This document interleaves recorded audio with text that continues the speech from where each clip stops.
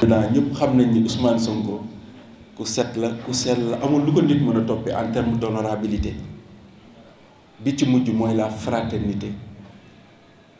ñun Sonko lañ bëggoon mu nekk président ñu ci bari fii Sonko lañ xam digganteem ak Bassirou Diomaye bi ko nit ñi xamee yàggul Bassirou tudde ne ko doom te Sonko yëgu ko Sonko il a fallu mu dem ba ca ngénte la pour xam ni moom lañ tudde doom te Bassirou yëgalu ko ngénte bi bu ñu bëggee defar Sénégal il faut que ñu bokk ndey ak baay loolu moom mooy xuusloo ci agenda 2050 lan moo war a nekk taxawaayu ndaw ñi man du ma bëgg wax lan mooy la place de la jeunesse dans l'agenda 2050 parce que ndaw ñi amuñu ci place agenda bi ndaw ñi ñoo ko moom c'est-à-dire bu ñu nangu ñu naan fii la ndaw ñi mooy place su ndaw ñi fii mooy place su mag ñi agenda bi vision la fii ak 2050 lu tax 2050 on est en 2025 2050 maanaam 25 ans ci kanam toutes les générations se renouvellent tous les 25 ans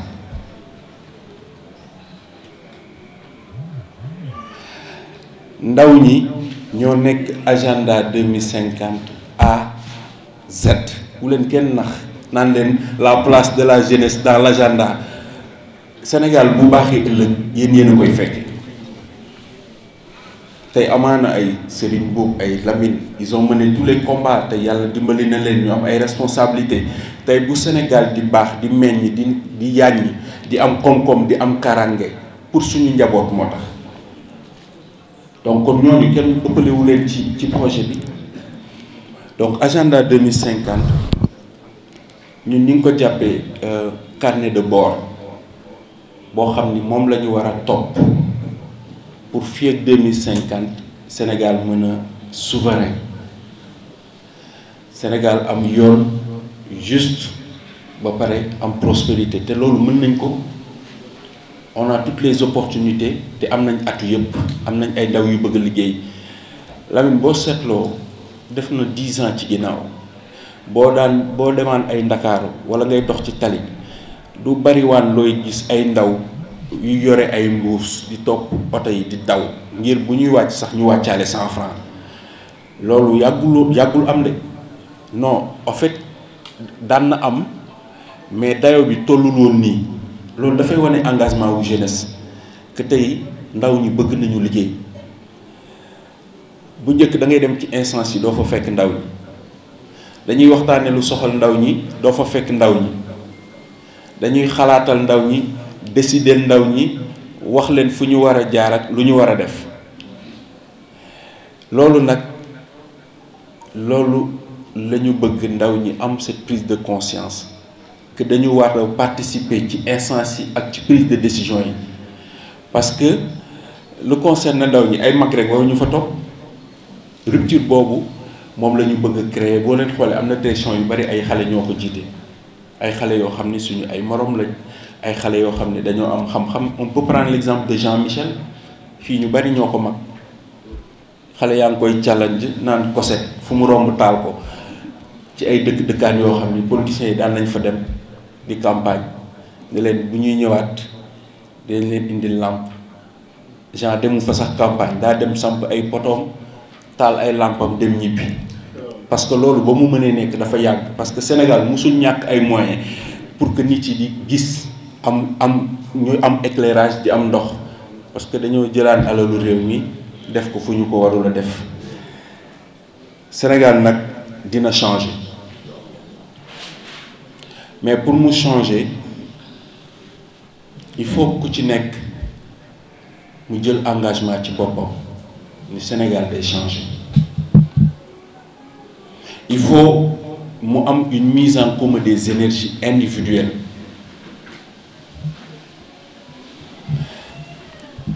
am na coy ñoo xam ni ci parti bi lañu bokk ñu am cër lañ ci parti bi ñu sonn ci parti bi ñu liggéeyal parti bi te kenn gënu leen ci ëpp mérite mais tey taxul ba tey ñu am responsabilité ci gouvernement bi ci direction yi wala ci PCA bi ça n'exclut pas leur mérite.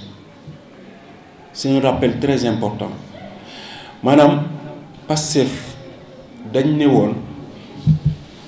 bu ñu yàlla dénkee nguur gi Khadija buñ ci jotoo dañuy fexe ba yamale sénégalais yëpp li may wax nii dama koy wax ci caméra yi parce que loolu mooy esprit Pastef maanaam néewuñu woon tey bu ñu faloo dañuy séddoo les responsabilités ça il n'a jamais été question amul kenn ci ñoom ku mus a yaakaar tekki ci Pastef kuñ ci jox responsabilité rek c'est parce que xëy na dañoo am yaakaar ci yow te yaakaar du wees ñi ngi ci yoon il est temps que ñu am cette conscience collective ne ku ne liñ la dégg ñun ñëpp dañ la ci war a fekk jàppale la si et je pense que bu ñu demee ci dynamique boobu rek yàlla dina def ba dem ba ku nekk loo bëgg fi nga dëkk di nga ko fa am. Agenda 2050 dafa am masse ay axes yoo xam ni ci lañu ko bëgg a jaarale ci master plan bi parce que dañu ko segg maanaam dañu def ay segments en termes de modèle opératoire dañ ne fii ak 2025 2034 moom la ñuy woowee master plan avant ñu doon dem sax ci 2050 boo xoolee 2034 dañuy toll ci 10 ans yoo xam ne dañu bëgg a redresser dañu bëgg a impulser après ñu ne dañu bëgg a accélérer redressement bi daanaka foofu la ñu toll ñun bi ñëwee ci administration yi dañu fekk administration yi yàqu alal ji fi ñu ko waroon a def ñu def ko feneen baa ñu jël ko def ko suñu ay militants wala ñu jël suñu ay nit dugal leen biir administration defal leen ay CDI nit ñi daaw ñu xëy si toog seen kër di fayeeku jël alalu réew mi di ko fooy tey bu fekkee da nga bëgg a tabax am réew il faut nga am ay institutions yu fortes institution yooyu mooy tax ëllëg bu fi nguur gi nekkatul parce que nguur gi bu fi nekkatul projet bi dafa war a continuer projet bi yamul ci Ousmane Sonko Diomaye ak ñun ñu fi toog projet bi dañ ni c'est un projet de refondation et de reconstitution de la République dañu bëgg Sénégal mu nekk un pays honorable et crédible aux yeux de l'opinion loolu la ñu wax ba réew yëpp di jël référence ci ñun te loolu war na mën a nekk ñu ne dañuy redresser ci loolu lañ nekk ni ñi ngi wàññi salaire yi parce que am na salaire yoo xam ni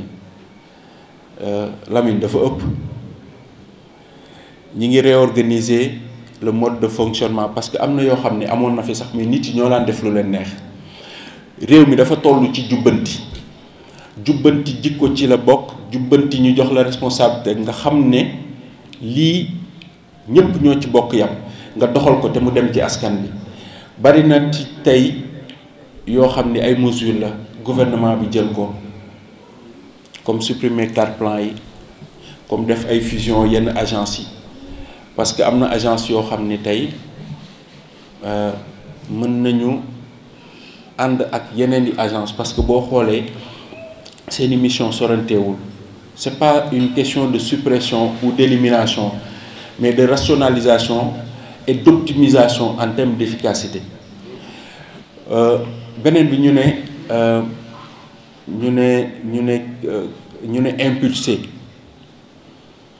impulser gouvernement bi bees bi dafa nekk ci lu ñuy wax le leadership pluriel mooy il faut que ñu gëm ne ñun ñëpp ñoo bokk yam ci Sénégal leadership pluriel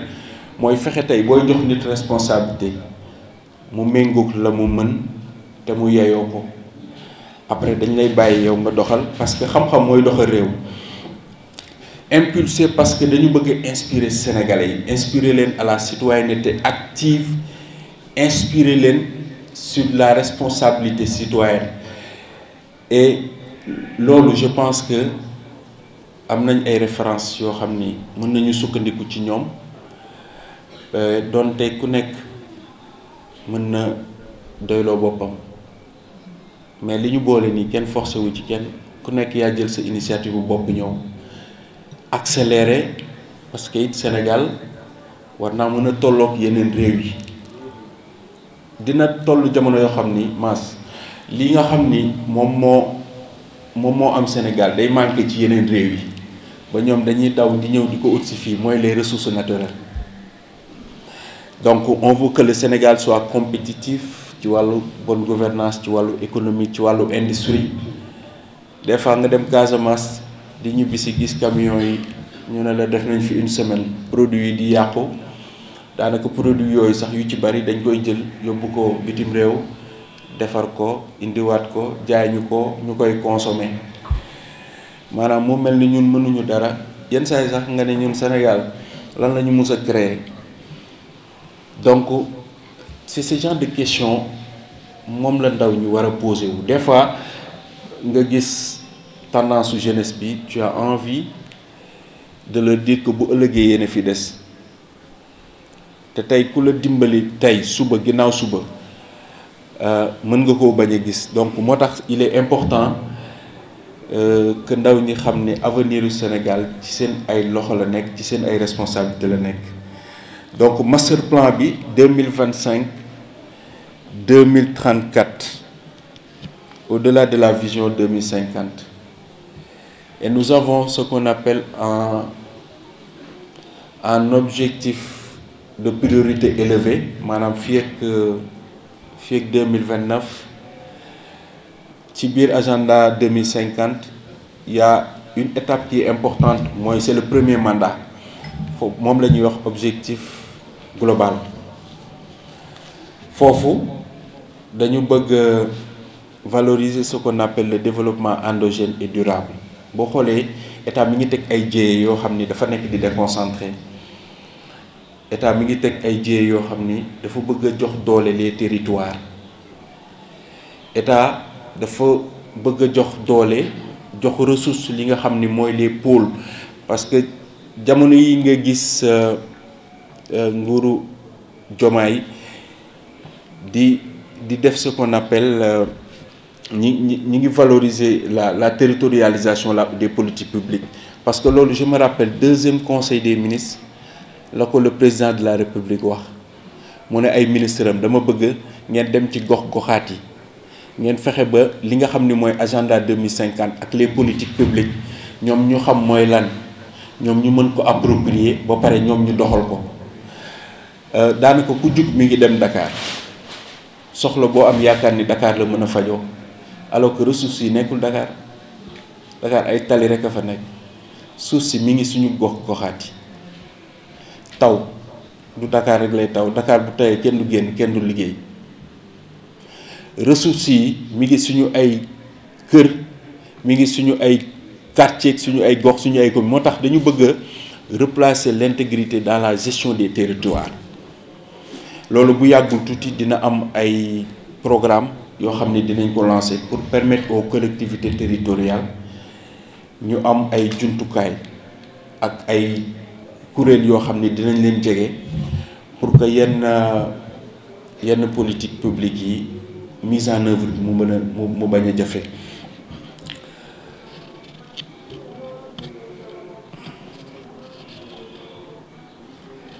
axe yi nga xam ni moom moo nekk ci agenda 2050, axe bi ci njëkk mooy économie compétitive. Presque plus de 90% ci suñu économie ñu ngi ci secteur informel, maanaam amuñu këyit, amuñu registre de commerce, amuñu NINEA, amuñu quitus fiscal, du ñu def déclaration d'activité.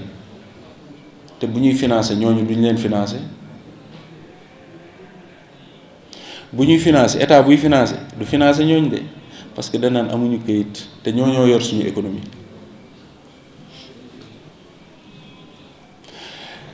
tey dañu bëgg Sénégal lépp lu ñuy consommer te soxla ko ñu defare ko fii maanaam on veut aller vers une industrialisation effective am nañ ndaw ñu bëgg liggéey am nañ espace on a tout ce qu'il faut xam lan lañ soxla mooy cette dynamique d'impulsion te gouvernement mi ngi ci ñi ci des li ci des mooy ndaw ñi taxaw pour liggéey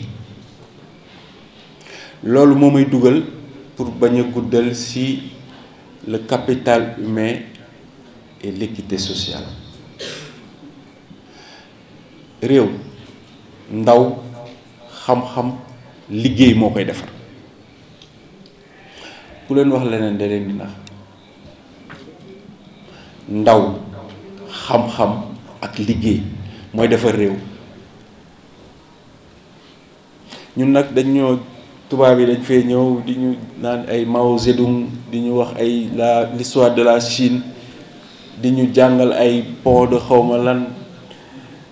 loolu baax na pour xel mu tijjeeku mais bari na tey université boo fa demee ay diplômé ña nga fa am diplôme boo leen joxoon outil ñu gaañ seen bopp mënuñoo liggéey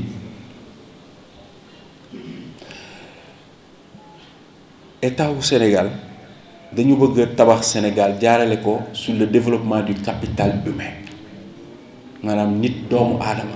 la ñu bëgg a tabax xale yi am jàng xale yi am xam-xam xale yi am mën-mën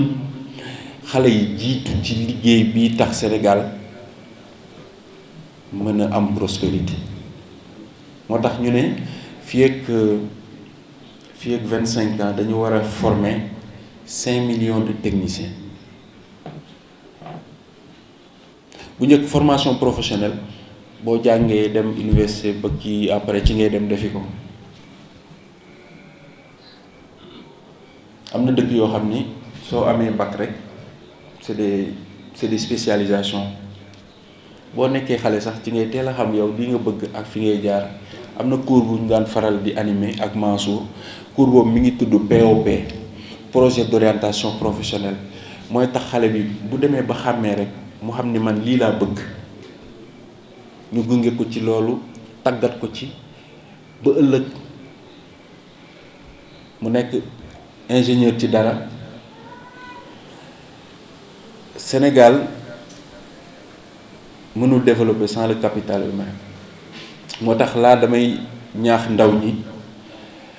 pour ñi nga xam ni jàng nañ ba noppi am diplôme mën nañu def li ñuy wax la reconversion wala la requalification mën nga jàng ci dara am ci diplôme fekkul moom nga bëggoon a liggéey wala mu tombeek diplôme boo xam ne àdduna weesu na foofu dama dem Paris bu yàggul ma dem assister benn panel mu am benn sage-femme xale sage-femme la dafa léegi uude la maanaam dafa def reconversion def cordonnerie dàll yi ñuy sol ñu koy indi fii ñoom ñoo koy defar formation 3 mois 6 mois la ko def mu mën ko tijji atelier dàll yi ñuy sol ñu ñuy indi fii di ñu ko jaay di ñu ko naxee ñoom ñoo koy defar donc il faut que ñi ñuy gëmloo ne jàng dafa am ñu ko moom wala naan ñu école dafa am ñu ko moom même xale yi ne ci daara yi dañoo war a am métier parce que boo amul métier doo mën a liggéey boo liggéeyul doo fayeeku boo fayeeku doo mën a faj say soxla sinon da ngay yaakaar ci nit yi te nit mënoo dëkk di yaakaar ci moom te ko ci koo yaakaar mu yàpp la dañ daan gis bu njëkk fii politique dañ daan jël ndaw ñi yàpp leen ci ay oto jox leen ni t-shirt ki banana ki 2500 ñuy tàccoog di xeex loolu jeex na Sénégal ndaw ñi ay waxtaan la ñuy woote di waxi xam-xam ak luy jëmale seen dëkk foofu lañ soxla ndaw ñi tey JPS bu Tivaouane boo leen di woote waat daje nañu toog waxtaan analyser le potentiel du département de Tivaouane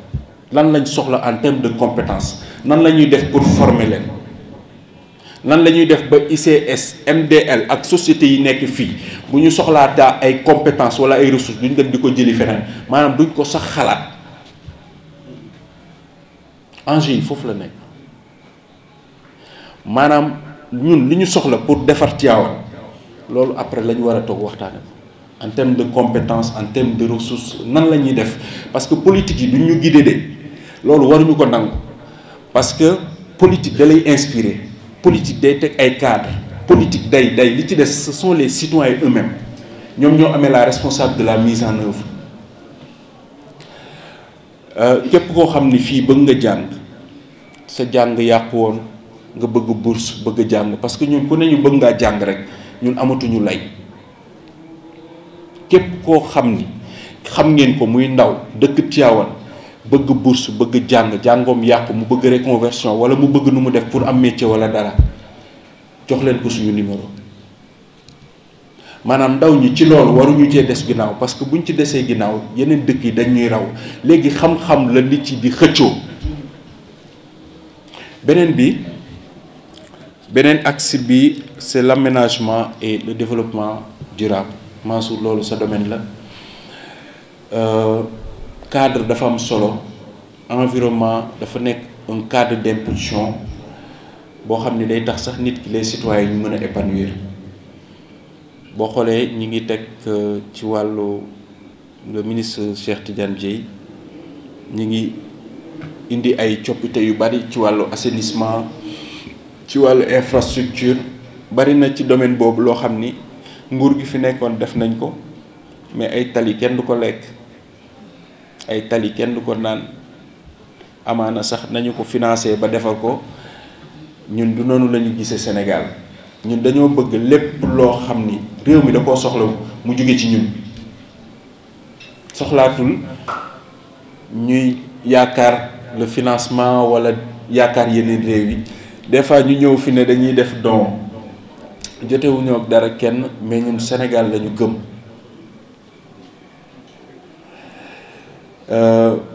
aménagement du territoire ak développement durable mooy le troisième axe beneen axe bi c'est la gouvernance et engagement africain actuellement moom Sénégal soxla na ay njiit yu jub soxla na ay njiit yoo xam ni dañuy exigeant ci wàllu liggéey ñun fan yi suñu bérébu liggéeyukaay yi 8h01 sax bu la fekkee ci ascenseur bi da ngay xëxët parce que yaa nga naan dinañ ma jox demande d'explication maanaam loolu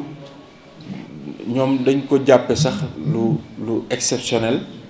parce que nit ñi dañ tàmmoon dañ lay jox responsabilité heure bu la neex ngay xëy am na ministre bu ma dégg ñu ne day toog 1 mois jamono yooyu quoi ñooñu fi nekkoon dañuy toog 1 mois duñu ñëw bureau këram lañ koy indil parafeuille yi muy signé mu am ay centre de formation yoo xam ni bañ ko waree tabax c'était en 2021 bi ñu ñëwee fekk ko ci tiroir yi maquette yaag mode de financement bi heure bi waroon na fekk Tivaouane xale yi ña ngay jàngi seen centre mais jël nañ alal ji def ko feneen politiquer ko naxee ko Sénégalais yi mais loolu yaakaar nañ ni jeex na fii ci Sénégal man gis naa fii ñoo xam ni jox nañ leen ay responsabilités suñu frère bi directeur ci la bokk vie de famille amatuñ ko dañuy teel a xëy dañuy guddee wàcc dañuy xëy di dang-dangi ba ngoon te loolu Sénégal moo leen ko jaral ñoom donc il est important pour que ñu xam ne Sénégal mi ngi ci yoon mi ngi ci yoonu jub mi ngi ci yoonu jubbanti mi ngi ci yoonu jubal dañoo bëgg nag sénégalais yépp ñu aligné wu ci doxalin boobu doxalin réew nag bu ñuy wax changement ci ay jikko lay njëkke ñu bañ a naxante ci ànd bi nga xam ni moom la ñu yàlla boole ci luy defar Sénégal ku nekk liggéeyee ne sa bopp nga yéene ko sa morom ku ne koo mën a jàppale teg ko loxo wàññiwul dara fexe soññ xale yi tàmbalee ko suñu biir kër yi ci ay jikko yu baax ci en tout cas respecter li nga xamante ni nii moom la ñu yaakaar réew mi développé. daanaka boo xoolee sànq Massamba mi ngi koy wax daanaka 75% ci suñu population moins de 35 ans la ñu am, donc on a une population très jeune. Donc jeunesse boobu la ñu bëgg ñu jouer les premiers rôles. ngeen dem lire le document de référence agenda bi, c'est disponible ku ko soxla mën nga ko am. doo ci gis fenn nag fu ñu naan la jeunesse, amul pàcc boo xam ni dañ ko réserver ndaw ñi, déedéet. La jeunesse est de bout en bout, de A à Z, la koy fecc, la koy fas, la koy defar ba Sénégal baax, loolu ci responsabilité ndaw ñi la nekk. li ngeen moom bu leen xaar ñu di leen ko jox, dem leen jëli ko. li ngeen war a xam dem leen ngeen jàngi ko. li ngeen mën dem leen ngeen tari ko. bu xëccoo jotee ngeen taxaw. xëccoo lu baax, xëccoo luy jëmale dëkk bi kanam, xëccoo loo mën. jeunesse Tivaouane Pastef rawatina, c'est une jeunesse qualitative de référence. am nañ ci ñoom yaakaar. man daanaka ñu ci bari damay dégganteek ñoom, mais du ma ci dégg kenn wax ma soxla, du ma ci dégg kenn ba mu am soxla man wax ma ko. ute nag ndaw ñi la daan topp parce que dañoo am ci yow soxla, wala dañoo xalaat nga leen di leen fajal seen soxla. donc jeunesse boobu moom la ñu am chance ñun am Tivaouane, ñun ñi nga xam ni tey yàlla def na ñu am tuuti responsabilité ci gouvernement bi, am fu suñu kàddu mën a yegg. et jeunesse boobu soxla nañ ku leen inspiré, soxla nañ ku leen teg loxo, soxla nañ di ñu gis et que ñu di leen motiver. du joxe xaalis du dara, mais ne serait-ce que de les motiver. une jeunesse motivée moo gaynde ñoo yem. amul lu mu bëgg mën na ko am. nee nañ lu Sénégal ni ñu bëgg mu mel ko, ndaw ñi ni ñu bëgg ñu mel ko noonu lay mel. bu ndaw ñu bëggee Sénégal di tëb di fecc, di créer ay fecc, ñi ngi ci xaw ma 200 nangami fecc, ñee di defari avion, ñun ñu nekk fii di way di challenge. bu kenn génnee faqasalu sax nit ñi dem TikTok challenge ko. jël réew mi bëgg ko def bérébu fowukaay, alors que réew mi ñun am nañ ñaan ba noppi. fii ku fi góorgóorlu am fi teraanga. li ci des sama xarit sama sœur Khadija may ko dina ci ñëw. man ak moom c'est une longue histoire, mais kàddu yooyu laa bëggoon comme guddi na ba noppi mas di ñaan yàlla mu gisale wàññu ci yeneen i jotaay yoo xam ne dina fekk ku nekk ci dara. donc li ci des yàlla mottali ko, yàlla may ñu ndam, yàlla sàmm ñu jiite, muy le président Diomaye ak le premier ministre Ousmane Sonko ak gouvernement bi nga xam ni ñoom la fi yàlla teg. yàlla programme am kenn mënu ko changer. nit ku nekk fii te yaa ngi fi toog, sa wërsëg doomu aadama mënu la ko xañ. ku nekk li nga war a jot di nga ko jot. maanaam chance bi ñu am ñun bokk Pastef mooy dañoo am occasion jaamu yàlla, parce que heure boo xëyee yaa ngi xool lu jëmale réew mi kanam, te bu baaxee ñun ñëpp la baaxal. asalaamaaleykum wa rahmatullah.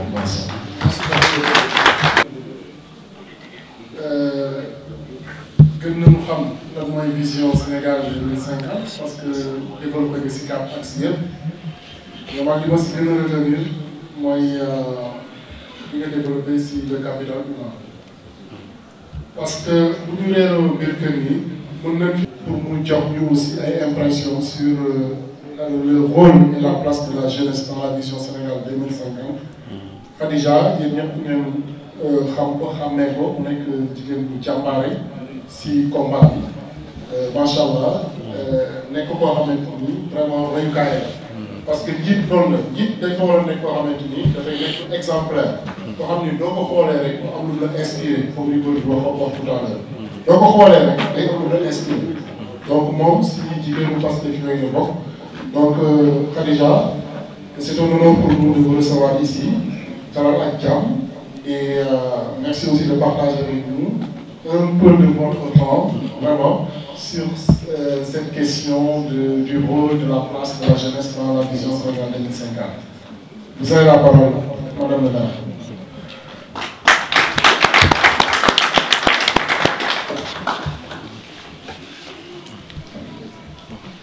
Bismillahi rahmani rahim. maa ngi nuyu ku nekk ci turam ak santam tey dama kontaan trop si ñëw fii ci Tivaouane ñëw fii ci dëkk bu tedd bi dëkk bu sell bi ci weer bu tedd bi mu weeru koor fekk si fii samay frères ak samay sœurs de parti fekk fii toute la coordination départementale fekk fi la coordination communale la jeunesse patriotique le mouvement des femmes te leer na ma ne Magu Pastef mu ngi fii leer na ma ne Modap mu ngi fii leer na ma ni mouvement des artisans mu ngi fii loolu rek histoire la ñi ma lim yëpp histoire la fekk fi nag sama sœur sama xarit honorable Gracé sama yaram day daw su may wax ci moom ndax sànq dama am lu ma ko wan mu nekk photo boo xam ne defe naa c'était en 2017 góor gi Massamba nekk ci ma nekk ci monsieur le ministre Abbas nekk si madame la ministre Maïmouna Dièye ak 7 députés ñu àndoon taxaw nekk ci benn photo loolu tamit histoire grâce man lay ziar di la jox sa yéeguwaay honorable di la jox sa wàccuwaay di la wax ni nous sommes les pionnières tey Pastef bu yegsee fi mu yegsi c'est parce que quelque part dafa am ñi nga xam ne dafa metti woon loolu li ma naan bi àll bi ne gan ñi kenn ñemewul fii waaye dañoo xuus jàll te kenn gungewu leen ki ci jiitu nag di Seydina Ousmane Sonko mu sell mi te barkeel man fu ma dem rek dama koy beral nuyu di ko nuyu ndax si notre jeunesse s'est réveillée si notre génération s'est réveillée c'est grâce à lui ñu nañ ko amee njukkal moom mission pour man bu fi yemoon sax neex ndax li gën a metti mooy jiw te jiw bi baax yi defe naa li ci des mën nañoo am yaakaar di nuyu bu baax nag sama xarit góor gi kii li ñu boole dafa bari lool li ñuy wax yàlla mooy boole ay nit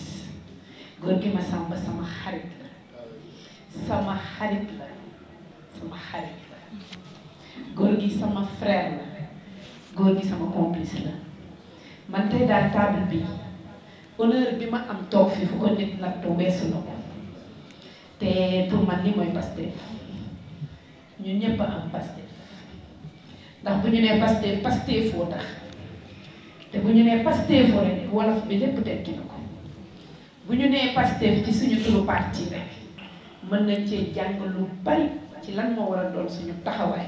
rawatina ñun ndaw ñi ndax nag ndaw mooy defar réew te le charme de Pastef et le charme du Sénégal et de l'Afrique mooy li ñëpp raflé ñun loolu lañu am ba mu doy sëkk mooy la jeunesse kon nag jàpp naa ni li nga xam ne moom la nit ñi di wër ni ñun ñoo ko yore mooy une jeunesse qui est l'avenir une jeunesse bi nga xam ne dafa yeewu une jeunesse bi nga xam ne dafa am un leader pour tracer la voie une jeunesse bi nga xam ne mënatul jàngaani ndax modèle bi nga xam ne moo war a développer Sénégal am na pour tracer cette voie et au-delà de ça une jeunesse patriotique ba nga xam ne am na chance nekk en politique par thème accès au pouvoir une jeunesse bu nga xam ne ci parcours politique dafa xeex ba yegg si fi mu war a yegg si kon ñun tey en tant que parti politique ñun amuñu lenn loo xam ne mën nañ ko envier à un parti. Nous avons été un parti d'opposition qui est parti de un député, un parti qui a élu des maires, un parti qui a élu des députés après, et un parti qui a fait un président de la République, son Excellence, Monsieur le Président Bassirou Diomaye Faye. Kon bu fekkee jàng rek lan moo war a nekk une trajectoire pour am ay objectifs atteindre ko ñun Pastef jàng nañ ko ci suñu parcours ba egg si fii autant que nous nous sommes battus pour arriver fi ñu egg si tey. Nous avons fait une révolution bu metti te ci révolution boobu jàpp naa ne s'il n'y avait pas la jeunesse de tous bords, du Fouta en Casamance, en passant par Dakar, au Fongolémi, fait pour fort diable. C'est une jeunesse déterminée, engagée, motivée, sans rien attendre en retour, qui s'est battue pour implanter ce parti et gagner les élections de 2024. Comme cette jeunesse, elle est prête. Pourquoi ma def historique pour gàtt boobu?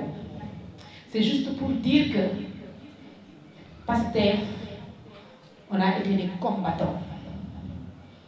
Mais pour man, donne yi dafa changer, dafa évoluer. Nous étions un parti d'opposition, tey ñu nekk un parti qui gouverne. Est-ce que dañu war a am la même attitude? Wala ndax dañu war a am la même posture? Wala dafa am posture bu bees tàkk boo xam ne moom lañu war a am pour accompagner ñi nga xam ne ñun ñoo leen tànn wóolu leen ñu jiite ñu te ñu bokk si ñu nekk suñuy ñun. kon taxaw seetlu bi mooy quel doit être le nouveau rôle du militant de Pastef face ou pour servir ce nouveau projet décliné par nos autorités, cette vision 2050. Cette vision pour une transformation radicale du Sénégal, cette vision panafricaine, lan moo war a nekk taxawaay képp kuy militant rawatina ndaw ñi. Pour ma question bi foofu lañ ko war a poser.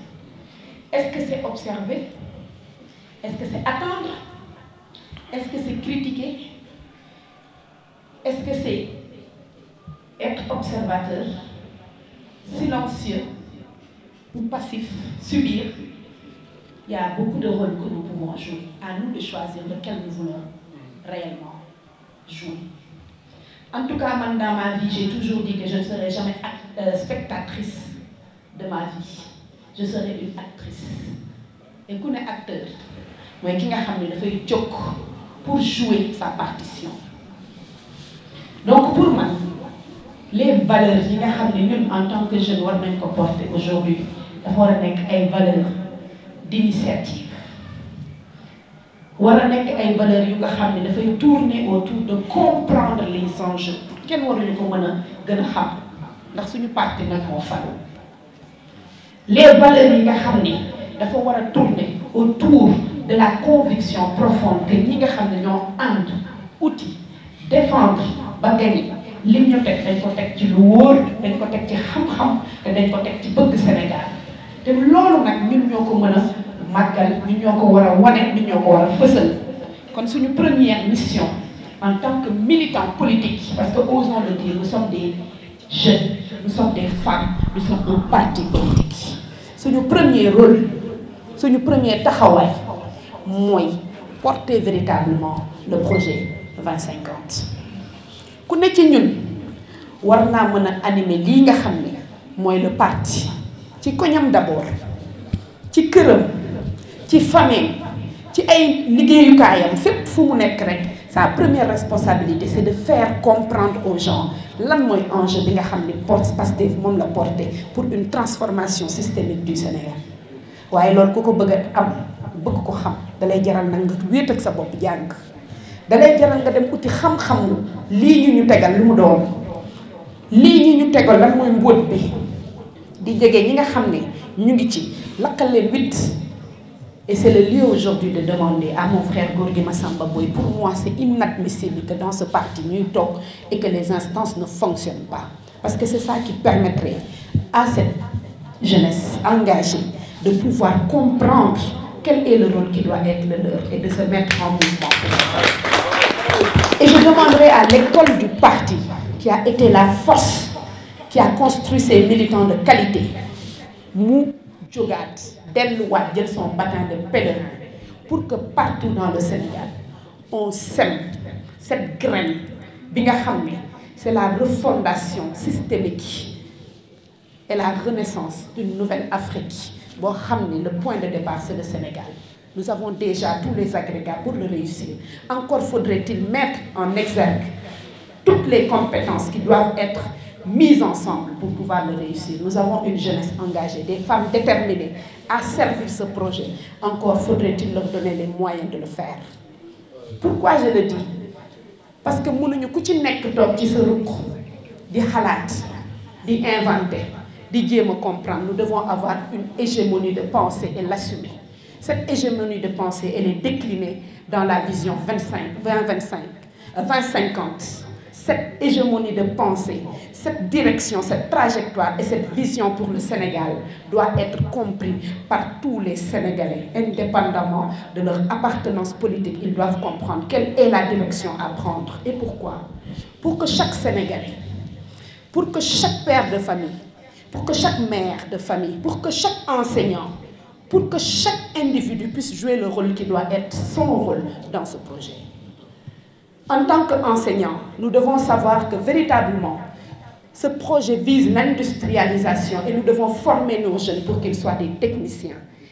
qu'ils puissent être aujourd'hui en mesure, très rapidement, d'être compétents et de développer des compétences techniques. Parce que lorsque nous parlons d'industrie, nous devons avoir une masse critique de jeunes techniciens qui seront demain employables dans ces industries. Et c'est une vision qu'il faut comprendre pour avoir cette attitude. Pour faire comprendre aux parents que ce n'est pas parce que j'ai un enfant qui doit faire un bac plus 10 pour réussir dans sa vie, mais que nous avons besoin de mécaniciens, nous avons besoin d'ingénieurs, nous avons besoin de femmes qui seront dans les champs et tant d'autres profils diversifiés et complémentaires pour servir le projet. Ce projet de transformation structurelle qui ne peut plus avoir des profils chloroformes. L'université est faite pour certains profils. Nous ne devons pas être dans une usine à fabrique de chômeurs. Et ça doit être compris par les parents pour que demain, l'éducation même que nous donnons à nos enfants puisse venir servir cette cause. Pour que dans notre société, nous puissions développer en tant qu'acteurs des associations qui développent le civisme, des associations qui travaillent de manière volontaire pour porter des projets de développement à la base. Parce que véritablement, c'est de cela qu'il s'agit. Un engagement de chaque Sénégalais, encore plus des jeunes, pour une transformation d'abord de nos quartiers, ensuite de nos communes, pour véritablement arriver à une transformation nationale de notre territoire. Je pense aujourd'hui que l'objectif n'est plus de nous demander quelle est notre place. Notre place est partout. De la formation au poste de décision, à l'éducation, à l'entrepreneuriat, à l'agripreneur, l'agriculture. Avoir des profils techniques,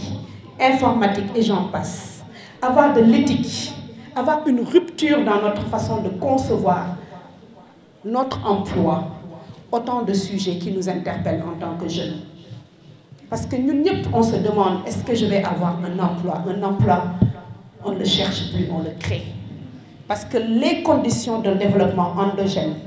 nécessitent qu'il y ait des centaines et des centaines de jeunes entrepreneurs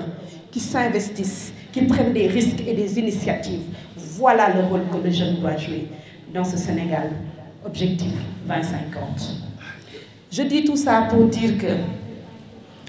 on a fait le plus difficile.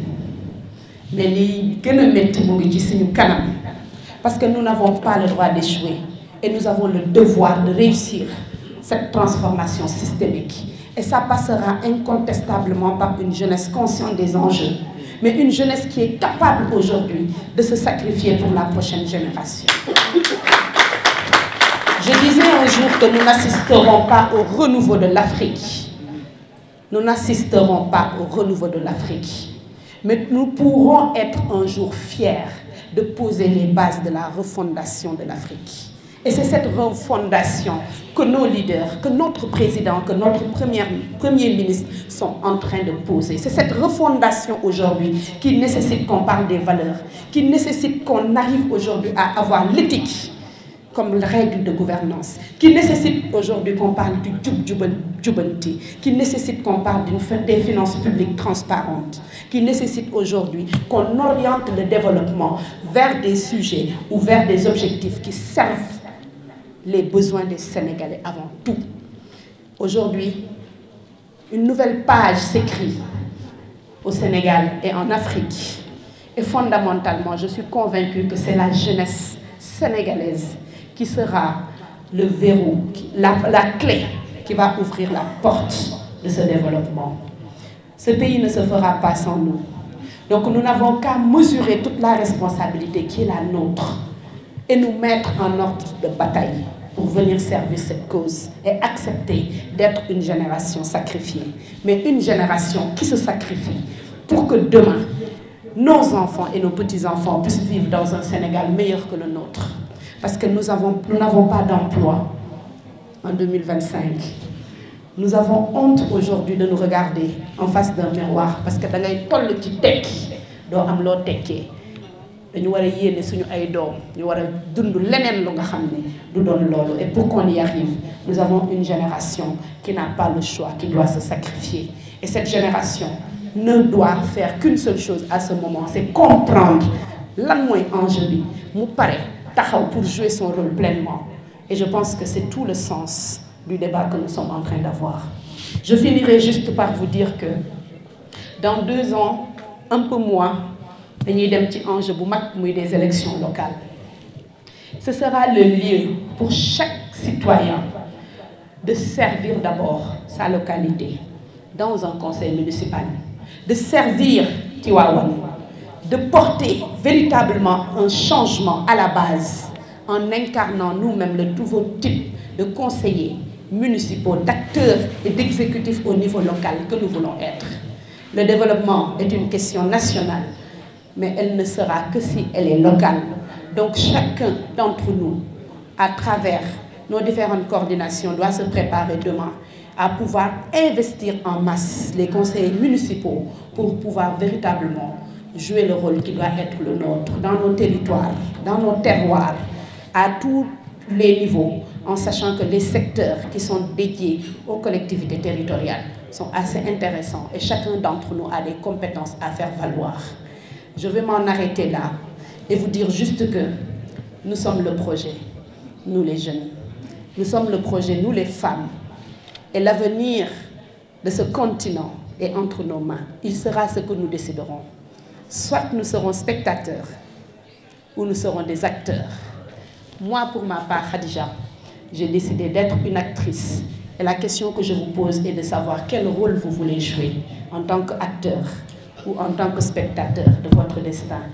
Chacun d'entre vous aura sa réponse. Et chaque réponse vous permettra de savoir dans quel secteur d'activité je veux être un acteur. Et à partir de là, se donner les moyens d'y arriver. Merci. Merci beaucoup, Madame la maire, pour cette belle leçon. Et je pense que li nga wax dafa jóge ci xol et je pense que aussi dem na ci xol yi. Donc nous vous en remercions énormément, Madame la maire. Et sans plus tarder, vu qu'on a des contraintes de temps, et que comme Madame la maire mujjee wax, bon, je pense qu'à l'origine, on a parlé de thé débat. Donc on voudrait que ça soit interactif, que aussi dans le public, nous nous poser des questions. Donc très rapidement, on va donner à l'honorable député Gracé Faye la parole. Donc Gracé, donc histoire de dire un peu à la population tivaouanoise au niveau de l'hémicycle, il y a une politique, les gars yi commencé teg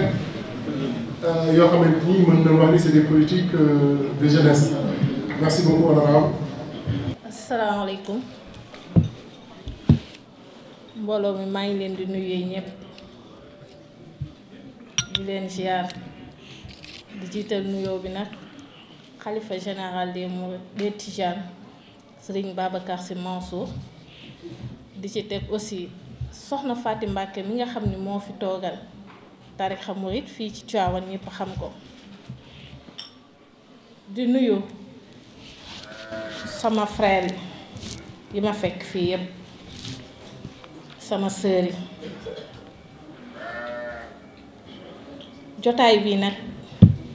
dafa doon histoire jotaay bu am importance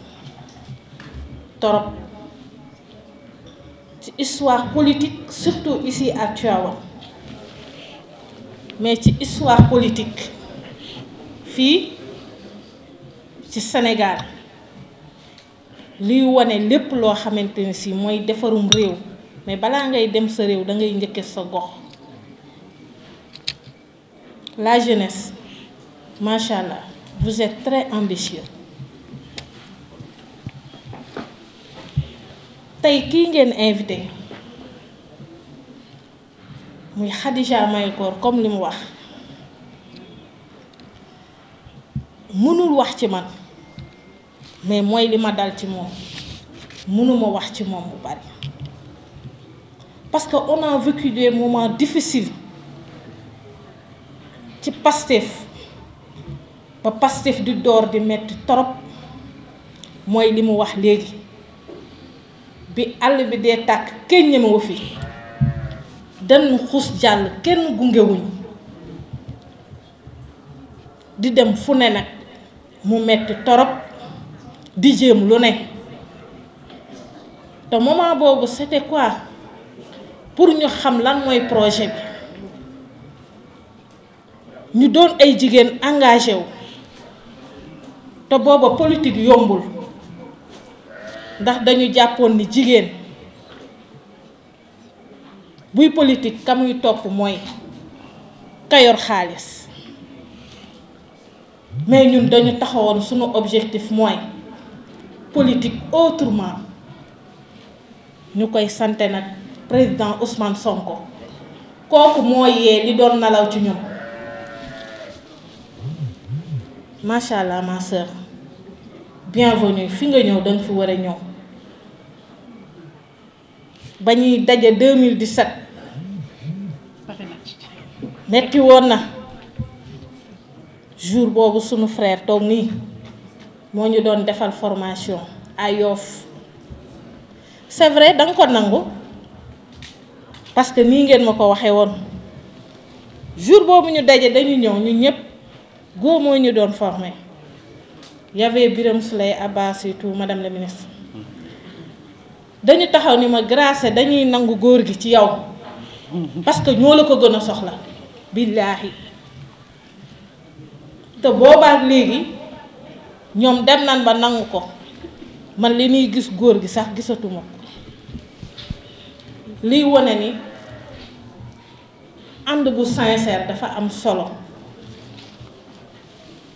mon frère Mass nuyu naa la ziar la bu baax a baax di la jaajëfal sa taxawaay li nga wax rek yàggoo da ngeen a bokk taxawaay parce que ba mu dalee former jeunesse bi yàgg na da daan wax dañuy taxaw mook suñu frère Mansour mais des fois démb day jar di fàttali parce que booy fàtte démb rek la lay fal day yomb la lay folli day yomb torop te ak a neex ñu toog daje di fàttaliku démb ndax tey jii ndam li dafa ñëw alhamdulilah rabbil alamin te booba metti woon na dañ daan wax ñun suñu yitte mooy former jeunesse bi amuñu de mais suñu xam-xam dinañ ko jox jeunesse su Tivaouane te boobu ba léegi ñu ngi ci macha allah gàcca nga laa ma yéen ñu ànd ci Cheikh Goudiaby sunu frère aussi boobu ba léegi kàddu yi foo mu weesu 2 minutes Mass nga may ma mënul ñàkk mënuma jël rek wax parce que fii lii nii ñu ngi koy soog a am boobu ba léegi ñuy nuyu bu baax le coordonnateur communal de Tivaouane monsieur Aline Badara Mboup di nuyu sunu frère Cheikh Tidiane mi ko fi toogal fi section bi moom ak sunu frère sunu tonton Lamine Niang macha allah Madiaw nuyu naa la ziar naa la yow foofu laa yem ak yow docteur ñu ngi lay nuyu di rafetlu sa taxawaay Moustapha Diop docteur Yoro bi nga ñëwee hôpital Tivaouane ba léegi sunu yaakaar tasul macha allah jege nga population bi li ñu soxla woon jege nga Pastef Tivaouane wane ni patriote nga disponible nga yal na yàlla mottali ñuy nuyu aussi sunu frère sunu xarit Serigne Modou Mbow tey jii bu ñu toogee fii mën naa ni mooy Tivaouane ju njëkk ja ju démb daf fi toogaat à part Pastef ancien mais Tivaouane bu njëkk ba donc kon doomi Tivaouane ñooy defar Tivaouane te yàlla def na dajale nañu alhamdulilahi rabbil alamin di nuyu jigéen ñi day njéeme ñi nga àndal ñëpp di nuyu jeunesse bi di jaajëfal tamit sunu frère daal taxaw bi mu taxaw jeunesse bi taxawaay bu am solo parce que jeunesse soxla lu ñu ko orienté di leen jàppale te ñii neex na noo jàppale di jël seen nuyoo Moustapha di ko teg sa loxo nga tegal ma ci loxo Ansu ak Cheikh Saw yéen ñëpp mënuma leen lim non dafa am lu may seet kon damay jooy c'est émouvant. joxal micro balaa ngay jooy. non je suis une lionne on se connaît lii dafa neex ma leen di ñaan comme li sama frère wax Assemblée nationale boo xoolee programme gis ni que la majorité des députés ay jeunes la donc kon foofu la programme assemblée commencé te kan moo visé loolu le président du parti président Ousmane Sonko parce que xam na ni jeunesse ñooy liggéeyum réew mooy yor am réew ci bépp secteur. assemblée soo demee li naan assemblée de rupture bi jeunesse bi duggee wane nañ ko ak seen engagement ak seen sawarte chaque jour ñu ngi ci terrain bi loolu jeunesse rek ñoo ko mën bu leen yaakaar ni plénière rek ngay ñuy gis li ñuy liggéey ci suuf moo ëpp li ngeen di teg bët ñu ngi ci commission yi ñu ngi ci terrain bi donc kon bàyyi nañ leen xel bu baax man dama am yaakaar ci jeunesse Sénégal am yaakaar ci sama jeunesse su dëkk bi may tànn commission jeunesse laa jël et culture parce que mënoo dem sans loolu boo nee jeunesse ni culture ni sport te loolu jeunesse moo ci mën a taxaw référentiel 2050 bii ñuy wax amuleen ci pàcc yéen lépp yéen a ko moom amu leen ci pàcc.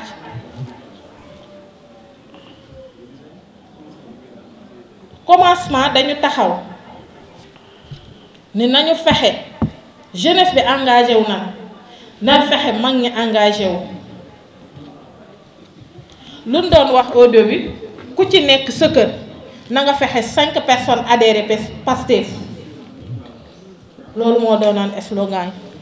n'est-ce pas boobu ku nekk 5 personnes donc loolu lañ commencé tey jii waxuma la 5 personnes ku nekk jéem nga convaincre sa entourage ba ñépp ni waaw ñan ñoo ko def la jeunesse mag ñi fekk suñu magi Pastef est là jël seen engagement xam ne dañu war a gunge ci xel ak ci xalaat ma leen di dénk leen nekk ngeen jeunesse bu conscient mais éthique mu ngi ci yéen mais dama leen koy gën a dénk ndax nit ñi dañoo yaakaaroon ni politique éthique amul mais tey ci gis président Ousmane Sonko xool jaar-jaaram nga xam ne éthique mooy lépp gëm yàlla rek yaakaar ko moo indi politique bii ñuy politique tey kenn du nu ger toppewuñ kenn xaalis boole ceeg nangoo liggéey boo amee jom da ngay nangoo liggéey parce que yaakaaroo kenn sa ñaq ngay dunde bi ci topp mooy fraternité ngeen bokk ndey ak baay encore une fois loolu dama leen koy gën a dénk bu leen dara détourné dara bu mu leen détourné parce que loolu mooy seen pouvoir te projet bii ni ngeen ko jàppe xeex ko ba mu yegg si fii bu leen coowu postu xàjjale bu loon coowu intérêt xàjjale te ngeen xam ne Sénégal gii ci seen loxo la ne te ci lay mucc te li ci kanam moo dàq lii ñu commencé day soog a door mon frère wax na ko léegi 2050 d'ici 25 ans waxuma ku ma mag mais man mii d'ici 25 ans nan ngeen may gisee député mais la ma mënoon dootuma ko mën damay màgget nan waxante dëgg te yéen a war a yor réew mi bu boobaa lay fekk macha allah ngeen nekk seen diggu doole te li fi nekk bari na li ñuy bay nii bis bu jebbee waxuma la Sénégal ku nekk xaj na ci te yéen a ko war a téye liggéey ko ba Sénégal jëm kanam donc kon dama leen di encourager encore une fois ñun nag en tant que parlementaire Tivaouane gii xam nañ li fi ne te yàlla daf ñu may ay opportunité yoo xamante ni si macha allah waruñu woon a gis sax benn jeune boo xam ni dafay jaaxle gis nañ fi GCO gis nañ fi ICS mu doon loo xamante ni si dañ ci wane war a bénéficier wu bu baax a baax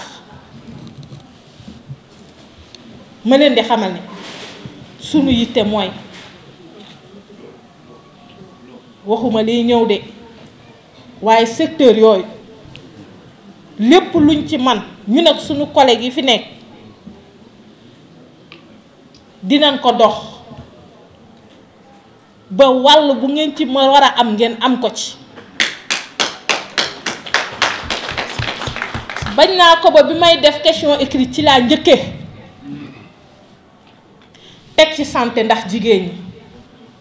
ndax mënumaa wax te tudduma jigéen ñi te jeunesse bi jigéen ñaa ngi ci biir góor ñaa ngi ci biir ma leen di encourager di daaneel foofu kàddu yi di leen jaajëfal bu baax di leen waxti nag lii xawma initiative ban la da ngay continuer wala du continuer bisab débat mais dama bëgg mu continuer li ma ci jublu mooy prochaine rencontre na doon Kër Cheikh na nga ay te bu boobaa ne ñëpp génn Tivaouane gépp JPS Mojib mouvement de daara partout ñu mën a animer nag Tivaouane ñu xam ne y a des cadres qui sont ici à Tivaouane ñu gën a yee jeunesse bi xam li xew ak mag ñi ndaw ñi merci. merci honorable merci. Gorgui Massamba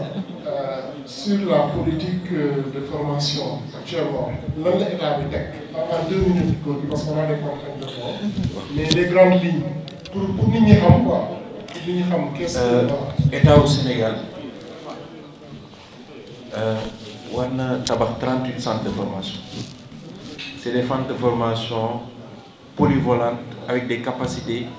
de 1000 apprenants. On a travaillé sur une lettre de politique sectorielle. Nous avons fait un diagnostic, nous avons problématique, il y a un technicien, il y a un profil pour transformer le Sénégal. Nous avons commencé à travailler sur des produits. Aujourd'hui, nous avons un guichet, nous avons des GFD, guichet de formation de demandeurs individuels. Madame, vous pouvez dire à mon moyen, si vous avez 3FPT, nous avons la bourse, vous avez 90%. Madame, vous avez 10 000 francs. Vous avez des BTS ou des licences. Vous pouvez financer un master, mais très bien, nous avons pour naka la ñuy def fii ci Sénégal képp ku fi yeewoo ngay ndaw nga bëgg jàng état de la war a jël en charge guichet boobu dafay financer les formations initiales mooy ñi def BTS ak licence même guichet bi mooy financer les CPS c'est les certificats de formation de professionnels de spécialisation am na ñu bëgg a jàng mais bëgguñu jàng yu gudd 3 mois 6 mois guichet boobu boo ñëwee ñu may la bourse nga dem jàng mën nga nekk génn nekk technicien en menuiserie plastique mën nga filière yi bari na yaakaar naa loolu partagé naa ko waa JPS pour que ndaw ñëpp xam ku ci bëgg formation bu gaaw 3 mois 6 mois nga inscrire et am nañ beneen guichet bu ñu tuddee GFO guichet de financement la buy financer organisation yi ak entreprise yi maanaam yow boo amee sa entreprise légalement constituée mën ngaa ñëw ci ñun ñu financer la pour sa formation personnelle yow loolu guichet bi am na maanaam il suffit nga ñëw ñu enrôler la ngay def sa plan de formation boo ñëwee ñu financer la parce que dañu bëgg entreprise bi chiffre d'affaires am cette année bu doon 5 milliards bu déwénee mu nekk 10 milliards loolu avantage Sénégal la te day am lu muy participer suñu économie moo tax ñuy liggéey sur le développement du capital humain du personnel de l'administration